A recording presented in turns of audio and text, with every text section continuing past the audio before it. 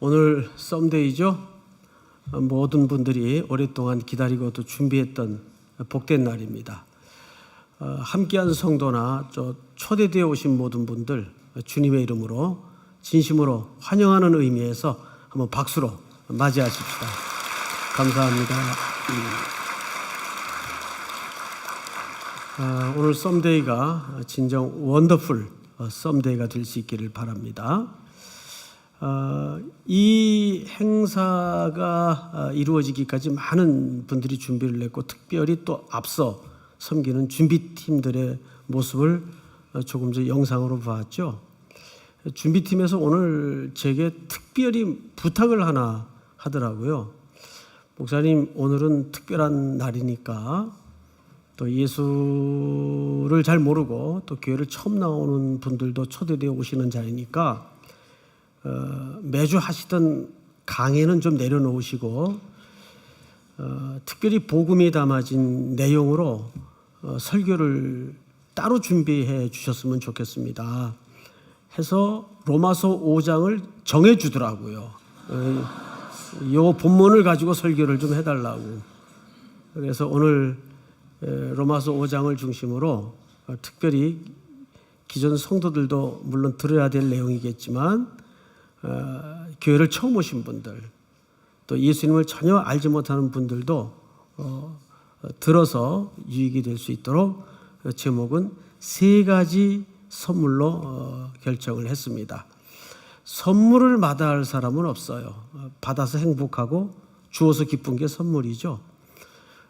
제가 요즘 아주 휠이 꽂혀서 듣는 노래 중에 하나가 그 남성 듀오인데 멜로망스라는 팀이 있어요. 그분들이 부르는 선물이라는 노래가 있습니다. 혹시 아시나요, 여러분? 네, 뜨문뜨문 연세 드신 분들이 앉아 계시는데 모르시면 유 선생님께 물어보면 다 가르쳐 줍니다. 유 선생님이 누구야? 유자, 튜자, 부자를 쓰는 이제 또 그래요. 그 선물이라는 노래가 굉장히 고음에다가 이 자체가 굉장히 까다롭더라고요. 들어보니까. 그런데 김민석 군이 싱어로 부르는데 음색이 굉장히 칼칼하면서도 매력이 있죠. 귀에 착착 꽂히는 음색이에요. 그 가사가 이렇게 후렴구가 있습니다. 빛이 들어오면 자연스레 뜨던 눈, 그렇게 너의 눈빛을 보곤 사랑의 눈을 떴어. 항상 알고 있던 것들도 어딘가 새롭게 바뀌는 것 같아. 여기서부터 이제 후렴구인데, 남의 얘기 같던 설레는 일들이 내게 일어나고 있어. 나에게만 준비된 선물 같아. 이렇게 마무리가 주책이지. 주책은 주님이 책임진다는 줄말입니다. 기가 막히죠? 목사의 주특기가 둘러대는데 은사가 있습니다. 이런 이제 후렴구로 시작이 되는데, 특별히 남의 얘기 같던 설레는 일들이 내게 일어나고 있어. 나에게만 준비된 선물 같아. 오늘 여러분들에게만 주어지는 하나님의 특별한 선물이 있을 겁니다. 그 선물을 또 누리고 나누면서 3가지 선물의 의미로 한번 접근을 해보도록 하죠. 우선 1절을 한번 볼까요? 1절. 그러므로 우리가 믿음으로 의롭다 하심을 받았으니 우리 주 예수 그리스도로 말미암아 하나님과 뭘 누리자? 화평을 누리자. 여러분, 왜 화평을 누리자 그랬을까요? 원래 이렇게 해야 되는 거 아니에요? 화평하라. 이게 맞는 말 같지 않습니까? 그런데 화평을 뭐 하래요? 누리자. 그럼 뭐가 이미 전제되었다는 얘기 아니겠어요? 이미 화평은 우리가 의도하거나 시도해야 될 내용이 아니라 누군가에 의해서 이미 이루어진 상태예요. 우리는 이제 해야 될 역할이 뭐만 남았다는 얘기가 될까요? 누리는 일만 남았다는 얘기가 됩니다. 그러니까 화평하라는 표현과 화평을 누리라는 표현은 비슷한 것 같은데 사뭇 다른 의미를 담고 있습니다. 원래 우리에게는 화평할 의도도 화평할 마음도 능력도 없어요. 왜? 우리는 죽은 자들이었기 때문에, 사망 아래 놓였던 자들이었기 때문에 영적인 부분과 문제에 대해서는 감각이 없던 사람들이에요. 그런데 누군가가 그 화평을 이루어 놓으셨다고요. 그분이 누굴까요? 오늘 로마서 5장 전체의 주제가 되시는 한 의가 나타나서 예수 그리스도를 얘기하는 거예요. 사람이 보통 죄라고 할 때는 도둑질하고 음란하고 이런 걸 보통 죄라고 말합니다. 근데 엄밀한 의미로는 죄가 아니에요. 죄로 말미암은 증상들이죠. 우리 몸에 균이 들어가면 그 균에 따라서 증상들이 나타납니다. 열이 나고 기침이 나고 얼굴이 붓고 이런 증상들이 드러나는 거예요. 근데 이것은 병이 아니라 진짜 병은 우리 몸속에 들어와 있는 어떤 균이에요. 자, 이런 예를 한번 들까요? 어느 집이나 수도가 있어요. 탁 틀면 하얀 맑은 수돗물이 콸콸콸콸 쏟아져 나오죠. 그런데 이 물은 사실 수도꼭지에서 생산되는 게 아니죠. 저 외부 어딘가 원저수지가 있어요. 그래서 배수 과정을 통해서 설치된 연결된 파이프라인으로 흘러 들어와서 가정으로 배달이 되는 겁니다. 그걸 조절하는 게 수도꼭지죠. 수도꼭지 자체에서 물이 나오는 거 아니에요. 그런데 그 중간 과정의 어느 부분인가가 파괴되거나 누가 끊어놨다고 합시다. 수도 파이프라인이 끊어진 거예요. 어떤 일이 벌어지죠? 집안의 일정 부분 보관되어 있는 물의 양 가지고 한시적으로는 쓸 수가 있어요. 유한한 분량으로 잠시 한 하루 이틀 정도는 사용할 수가 있습니다. 그런데 그 물 마저 떨어지면 이제 고갈이 되죠. 당연히 떨어지죠, 물이. 그때부터 어떤 문제가 집안에서 발생합니까? 당장 요즘 그 생활 구조상 수세식 화장실 문제가 생겨요. 물이 안 나오니까 배설물들이 쓸려 내려가질 않습니다. 악취가 진동을 하죠. 씻지 못해요. 가렵고 피부병이 생기겠죠. 그보다 더 중요한 거, 음식을 못 해 먹어요. 배달도 하루 이틀이지. 이런 필수적인 문제가 생기는 거예요. 자, 그러면 성경은 이런 상황을 어떻게 설명하는가? 창세기 3장을 한번 띄워주실까요? 여호와 하나님이 이제 범죄한 아담을 그 아내와 함께 에덴 동산에서 그를 내보내어 그랬어요. 그런데 다음 절을 보면 이걸 조금 더 직설적으로 표현을 했어요. 24절. 이같이 하나님이 그 사람을 쫓아내시고, 그러니까 인류는 범죄함으로 에덴 동산에서 실낙원을 했어요. 쫓겨난 겁니다. 이 쫓겨난 것 자체가 뭐죠?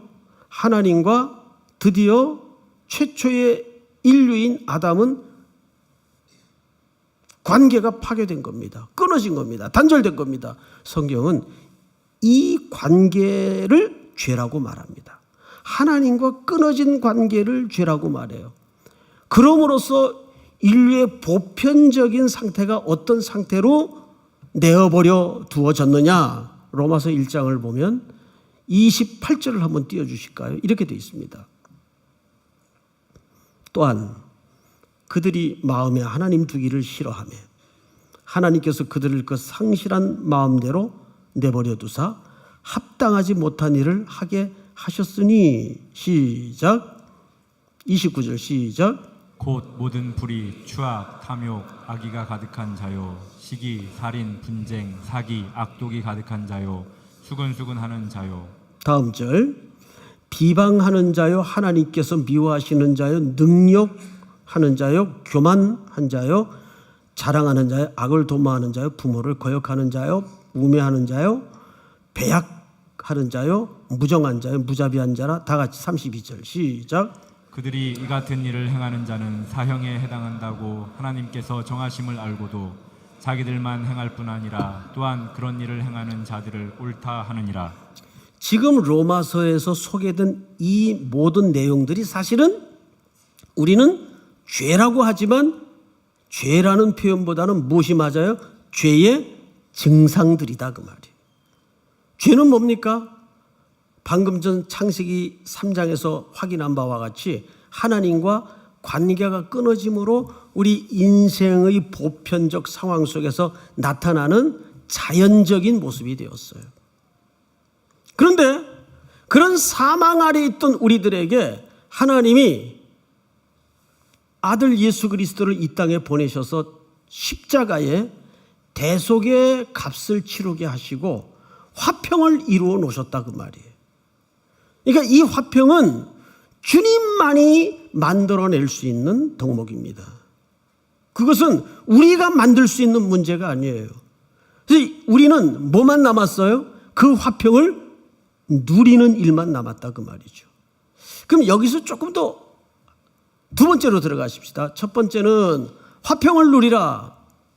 이게 첫 번째 선물이에요. 그럼 두 번째 선물은 뭘까? 2절을 한번 볼까요? 오늘 본문 2절. 또한 그로 말미암아 우리가 믿음으로 서 있는 이 은혜에 들어감을 얻었으며. 앞을 보십시다. 두 번째 선물이 은혜에 들어감을 얻으라 그 말이죠. 근데 여기 은혜에 들어감이라는 이 들어간다라는 말은 놀랍게도 그저 출입한다는 그런 단순 설명과 개념이 아니라 이 단어 자체가 독특한 단어입니다. 왕실에 들어갈 때만 사용하는 그 단어를 여기 썼어요. 이 가운데 개인적인 어떤 업무상 청와대나 백악관에 출입한 분들은 더러 있을 수 있어요. 그런데 한번 확인 좀 해볼까요? 오늘 오부 예배에 나오신 분들 가운데 현존하는 왕이 살아계신 왕실에 들어간 분 계세요? 한번 손 들어보세요.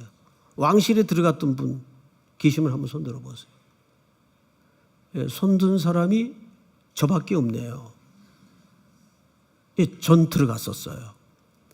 지금으로부터 4년 전 2014년도에 캄보디아 선교를 갔다가 어떤 계기로 국왕에 초대를 받았어요.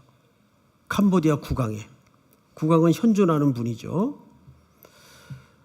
그래서 이제 그 캄보디아 청년이 운전하는 차를 타고 그 시내 근처에 있는 왕실로 가는데 문득 생각에 그래도 왕의 이름 정도는 알고 들어가야겠다 싶어서 운전하는 청년에게 그 청년이 간단한 영어 정도는 듣고 말을 하더라고요. 그래서 누구 그 왕 그 조남이 뭐냐 물었더니 묵묵부답 얘기를 안 해요.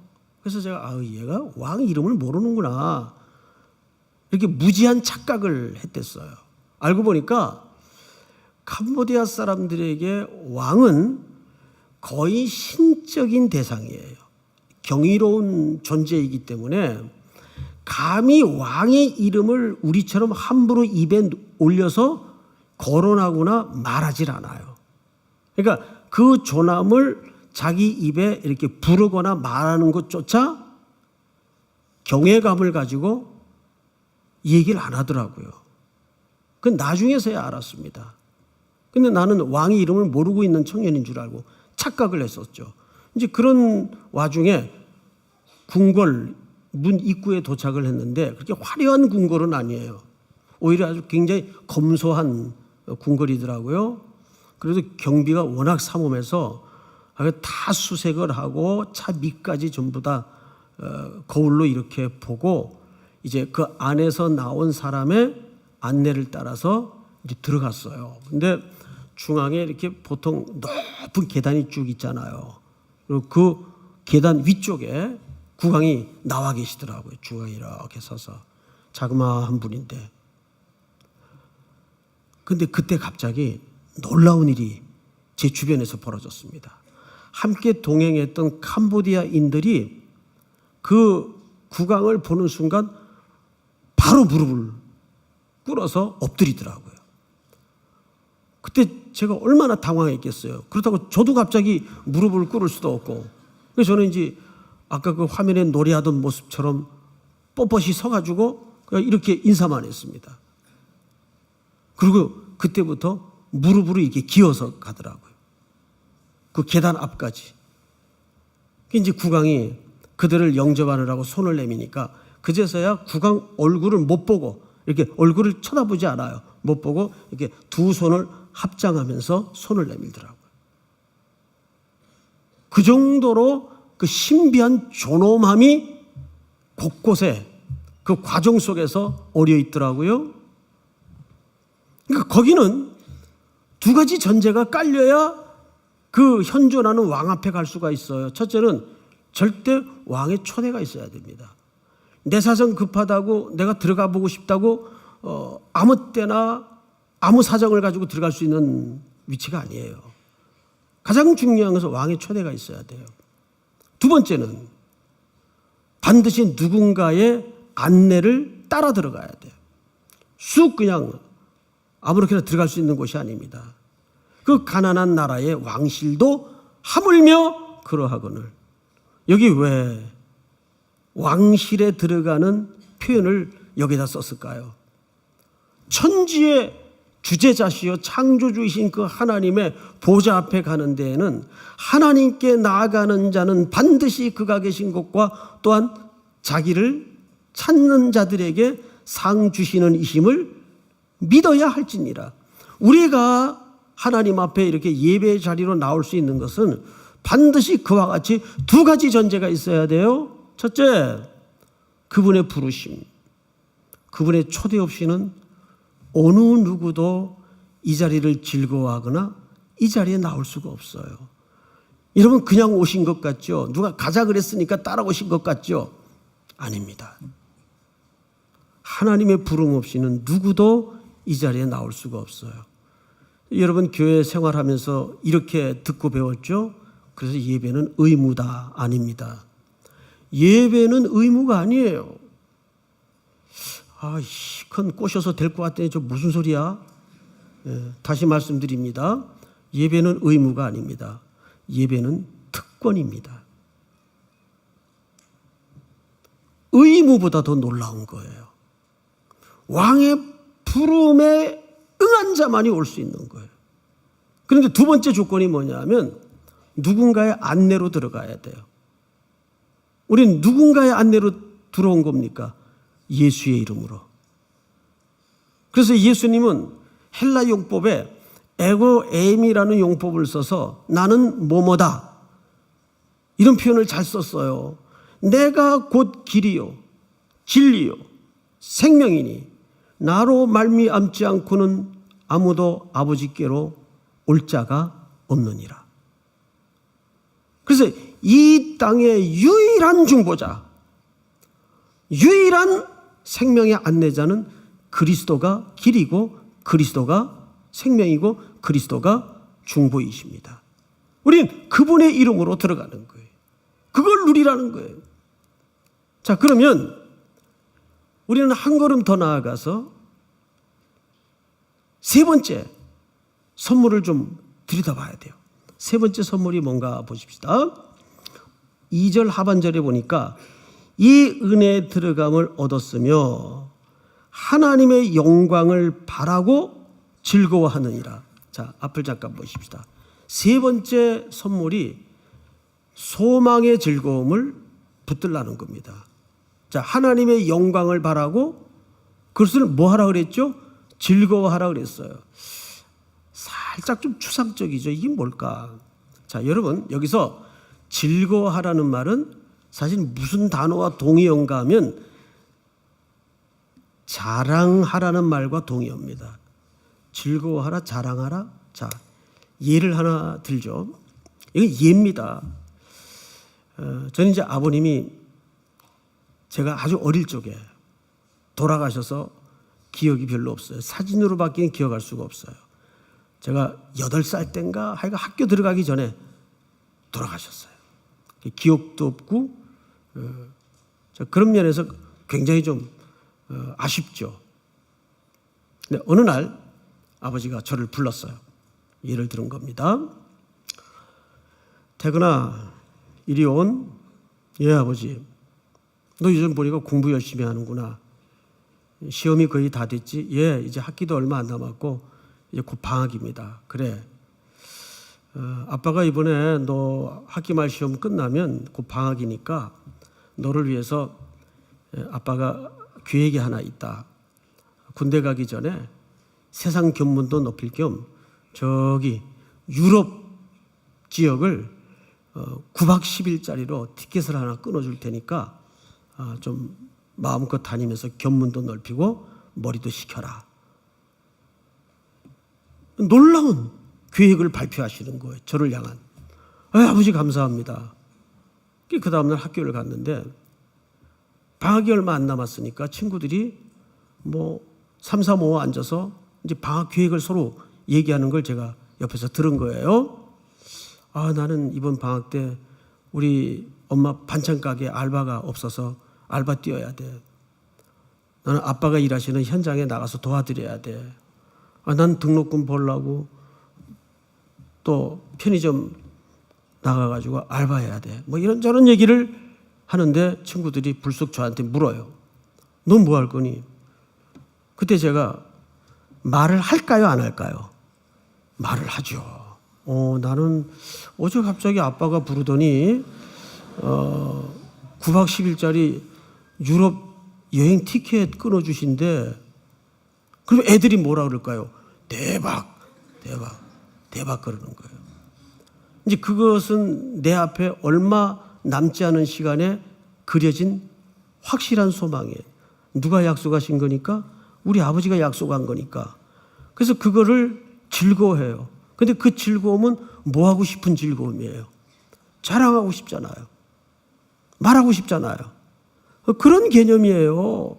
그런데 한 달 전에 그 방학 되기 한 달 전에 아버지 회사가 일이 어떻게 꼬여가지고 이중부도를 맞은 거예요. 이중부도를. 그러면 이제 화투판 용어로 나가리가 되는 겁니다. 에? 없던 일로 되는 거예요. 자, 여러분 생각해 보십시오. 아버지가 진심이 없었어요? 그러면 나가리 시킬 의도가 있었어요? 아니에요. 아들을 사랑하고 사랑한 나머지 군대 가기 전에 세상 견문을 좀 익히게 하려고 계획을 가졌고 그 계획을 발표했고 아들도 그렇게 믿었어요.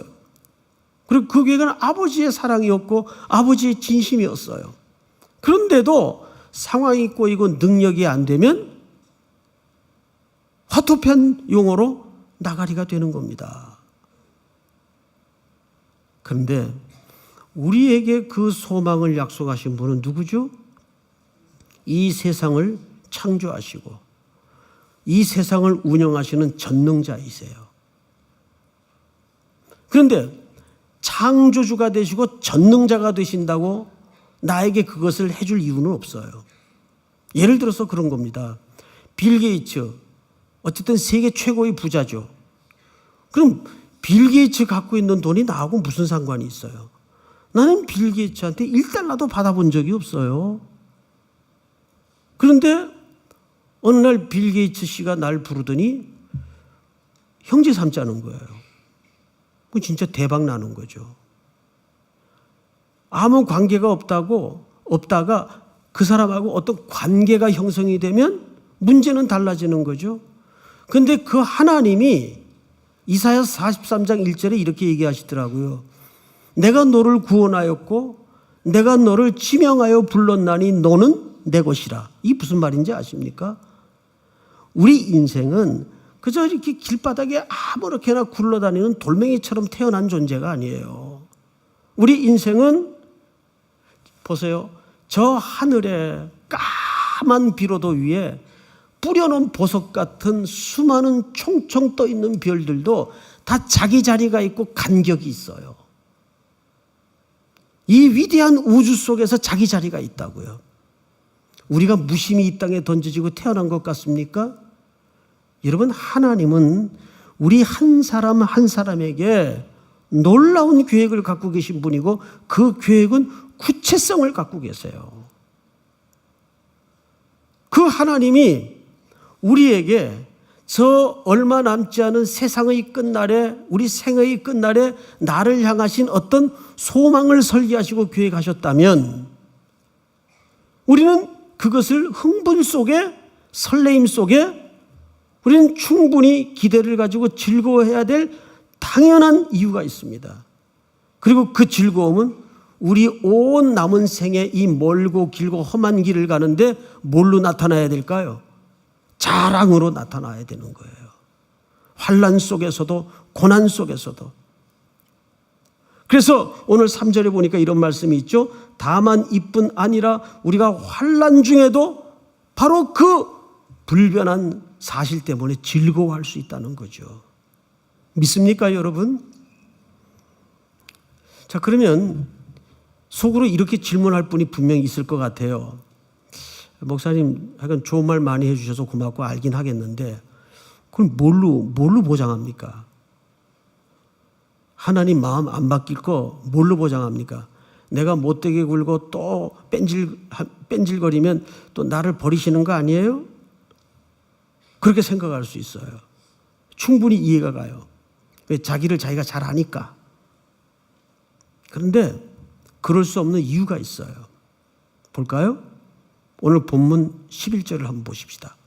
11절만 다 같이 한번 읽겠습니다. 시작. 그뿐 아니라 이제 우리로 화목하게 하신 우리 주 예수 그리스도로 말미암아 하나님 안에서 또한 즐거워하느니라. 누구로 말미암아 그 즐거움을 유지할 수 있어요? 우리 주 예수 그리스도. 자, 앞을 보십시다. 이겁니다. 이 결론이에요. 누구든지 비즈니스를 하게 되면 투자를 해야 돼요. 투자 없이 비즈니스는 이루어지잖아요. 그런데 뭔가를 계획하고 그 비즈니스에 투자를 하면은 여러 종류의 투자 방식이 있죠. 리스크를 감수하고 올인을 하는 사람이 있어요. 그런데 어떤 사람은 야곱처럼 야폭강을 건넬 때 일부만 앞에 건네고 마지막까지 남겨놓는 사람이 있어요. 찔끔찔끔 투자하는 사람이 있어요. 이런 사람들은 안 되면 다른 거 할 수 있는 사람들이에요. 그런 여지를, 리스크를 감안해서 남겨두는 사람들이에요. 그런데 하나님이 우리를 사랑하시는 방식은 그렇게 안 하시더라고요. 그냥 올빵이라 그러죠. 자기 생명 같은 아드님 독생자 예수 그리스도를 십자가에다가 전부 걸더라고요. 여러분, 그 십자가 사건이 하나님의 사랑의 확증이에요. 아니, 아들을 거는데 그 다음에 무슨 얘기가 필요해요? 그러면 그 우리를 향하신 구원의 역사를 하다가 말 일입니까? 끝장을 보겠다는 하나님의 자기 선언입니까? 끝장을 보겠다는 선언 아니에요. 중간에 뺀질거려요? 상관없어요. 중간에 도망가요? 걱정하지 마세요. 태평양을 건너 저 바다 끝이라도 하나님은 추적하시고 쫓아가세요. 그래서 십자가는 하나님의 우리를 향하신 자기 의지에 대한 결단이에요. 전부를 건 거예요. 어떻게 이 일이 중도 하차되거나 취소될 수 있어요? 절대 그러지를 못합니다. 쉽게 장사용어로 본전 생각나서도 포기 못해요. 믿습니까, 여러분? 그 초대가 우리 앞에 있는 거예요. 오늘 세 가지를 말씀드렸습니다. 첫째, 화평을 누리라. 은혜로 들어가라. 은혜의 자리로 들어가라. 소망을 즐거워하라. 이 모든 근간을 이루는 하나님의 결론이 뭡니까? 아들을 십자가에 내어 거신 사건입니다. 이 복음의 이야기가 다시 한번 여러분 남은 멀고 길고 험한 이 순례길에 즐거움을 식히지 않는 뜨거운 동력으로 평생 자리 잡는 은혜가 있기를 주의 이름으로 축원하고 축복합니다. 다 일어나십시다. 나 같은 죄인 살리신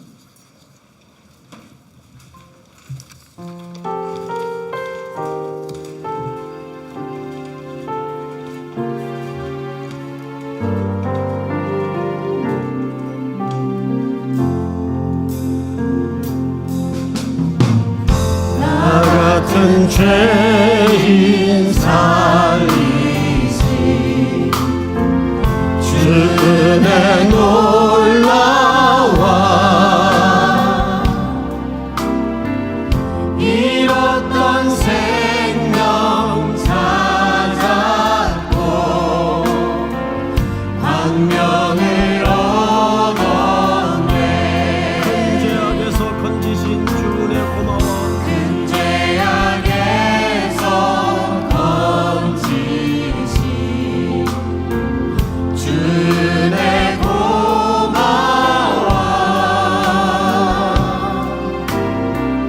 나 처음 믿은 그 시간 귀하고 귀하다. 주 찬양 주 찬양 내 마음 다해 주 찬양 주 찬양 내 생명 다해. 이제껏 내가 산 것도 주님의 은혜라. 이제껏 내가 산 것도 주님의 은혜라. 또 나를 장차 본향에 인도해 주시니. 거기서 우리 영원히 주님의 은혜라. 거기서 우리 영원히 주님의 은혜로 해처럼 밝게 살면서 주 찬양하리라. 주 찬양하리라. 주 찬양 주 찬양 내 마음 다해 주 찬양 주 찬양 내 생명 다해. 우리 한번 서진 채로 고요히 눈을 감고 오늘 선포된 말씀을 반추해 보면서 나에게 선포된 이 세 가지의 선물이 내 남은 생의 순례길에 어떤 의미가 있을까 돌아보십시다. 첫 번째 선물, 화평을 누리라. 화평을 누리라. 돌아보면 참 혼돈의 시간들이 너무나 많았습니다. 그 이유도 알 수 없었고 그 불안의 의미도 알 수 없었습니다. 근데 오늘 말씀을 듣는 가운데 하나님과의 관계가 문제였구나. 너희는 먼저 그의 나라와 의를 구하라.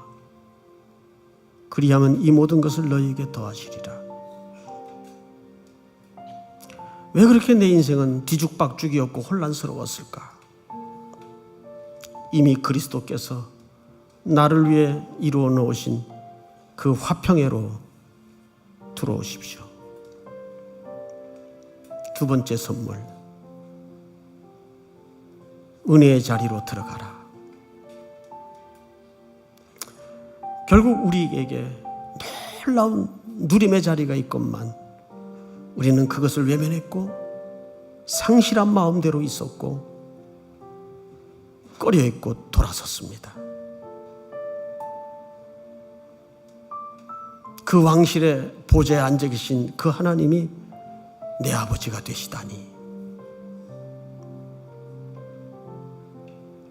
참 믿겨지지 않는 꿈 같은 사실입니다. 어떻게 내가 그분의 자녀가 되었을까? 어떻게 그 창조주 하나님이 나에게 아버지란 말인가? 소망으로의 즐거움, 그렇습니다. 주의 인자와 자비는 아침마다 새로우니 우리가 진멸되지 아니하니이다. 이것이 아침마다 새로우니 주의 성실이 크도소이다. 오늘도 우리가 그 하나님의 소망을 즐거워하고 즐거움을 넘어 그 약속을 자랑하는 자리로까지 이끌어 주시옵소서 하는 고백을 회복하십시다. 그리스도만이 구주가 되시고 그리스도만이 나를 아버지께로 이끌며 그리스도만이 나를 구원하실 수 있습니다.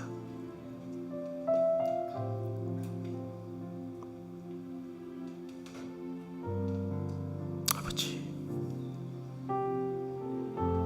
하나님이 세상을 이처럼 사랑하사 독생자를 주셨으니 이는 저를 믿는 자마다 멸망치 않고 영생을 얻게 하려 하심이라.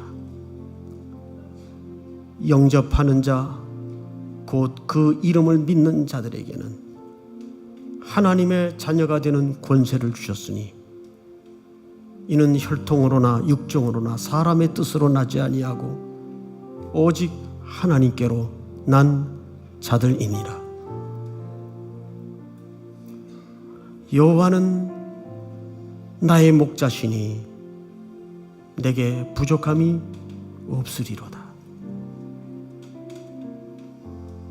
그가 나를 푸른 풀밭으로 쉴만한 물가로 인도하시는도다. 내가 여호와의 집에 영원히 거하리로다.